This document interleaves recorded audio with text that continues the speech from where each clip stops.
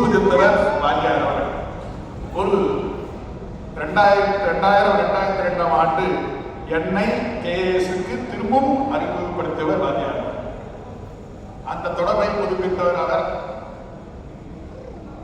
இன்றும் திரு மாண்புமிகு கேஎஸ் அவர்கள் இப்போது தேன்பள்ளி நாகராஜ் அவர்கள் வணக்கம் சொன்னார்.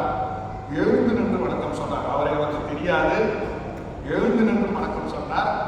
அந்த பணிவு, அந்த எளிமை, அந்த மக்கள் சேவைதான் என்றும் அவர் உயர்ந்து இருக்கின்றார்.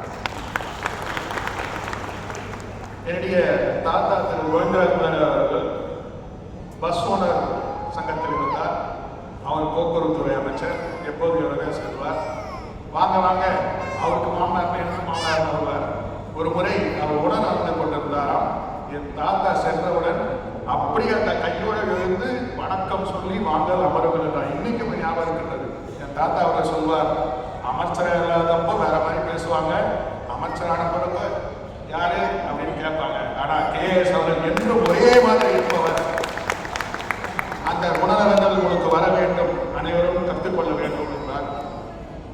இன்றைய கதாநாயகன் மணமகன் ஒரு தமிழ் வாத்தியார், அவர் அரசியல் வாத்தியார் என்று கூறலாம், கொள்கை வாத்தியார் என்று கூறலாம். எதை வேணாலும் எதிர்க்கக்கூடியவர். அவர் பார்ப்பதுதான் எலி போல இருப்பார், ஆனால் யானை பலம் கொண்டவர். அந்த கொள்கை மாறாதவர் அவர். அஞ்சாவது கூட கூறலாம். எல்லாருக்கும் கோர்ட் கேஸ் தான்.